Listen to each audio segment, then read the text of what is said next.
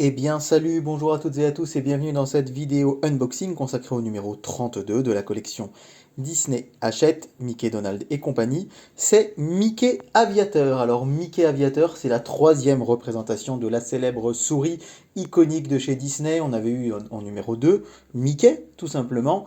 Et puis en numéro 13 ou 14, je ne sais plus, Mickey Petit Tailleur, qui venait donc du film éponyme. Et bien là, on a cette troisième version de Mickey. Mickey Aviateur. Alors nous sommes en 1929 pour la première représentation de Mickey en tant qu'aviateur. On remarque que c'est vraiment le look old school de Mickey, hein.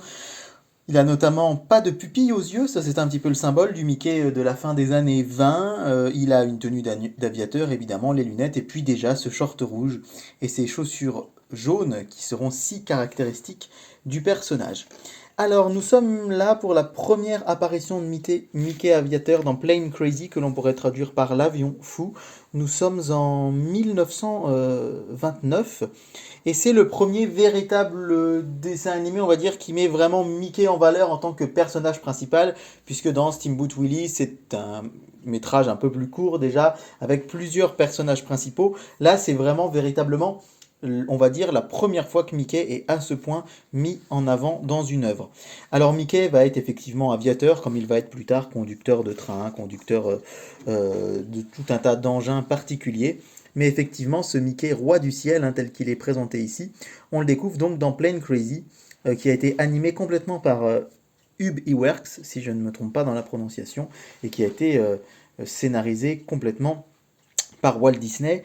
Et donc c'est un personnage effectivement qu'on retrouve à partir de 1928-29. C'est le Captain Doberman, je pense que vous ne le connaissez pas forcément, qui va apprendre à Mickey à voler.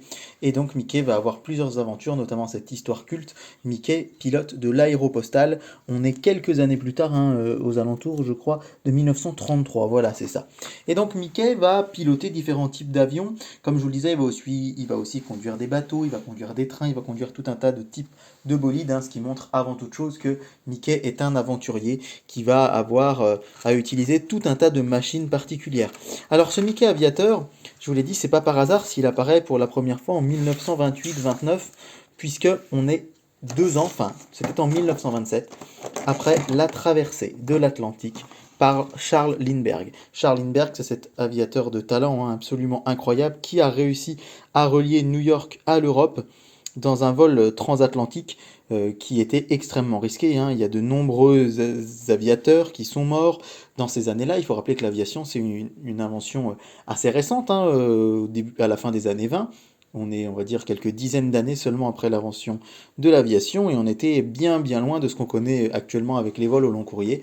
Et donc Lindbergh, Charles Lindbergh, va être ce héros national pour les États-Unis, et qui va surtout faire rêver toute une génération, dont fait partie Walt Disney.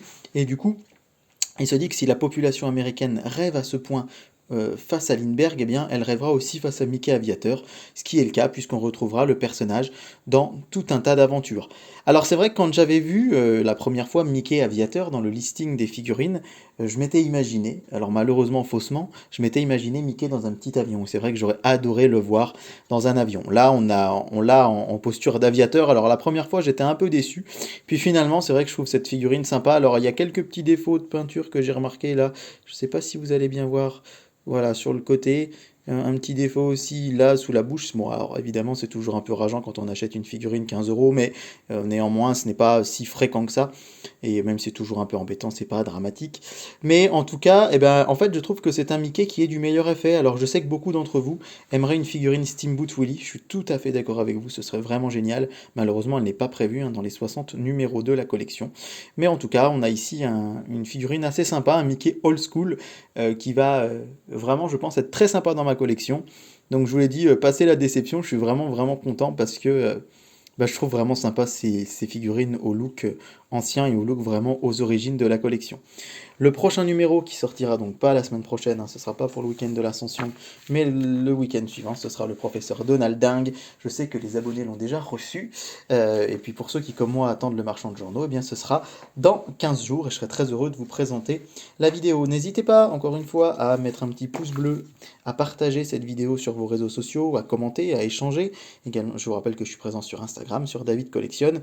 J'espère que mes autres types de contenus vous plairont. C'est vrai que c'est un peu de mal à décoller, on va dire, si on veut filer la métaphore aérienne, notamment mes dernières vidéos sur des jeux de société ou du jeu vidéo. Mais je compte bien continuer à vous en faire, puisqu'encore une fois, hein, je ne suis sponsorisé par personne, et c'est avant tout avec beaucoup de plaisir que je fais mes vidéos et que je les partage avec vous. Sur ces bonnes paroles, je vous souhaite un bon week-end, une bonne semaine, un bon week-end de l'Ascension pour ceux qui auront la chance de faire le pont, et je vous dis à très vite sur David Collectionne pour une nouvelle vidéo. Ciao!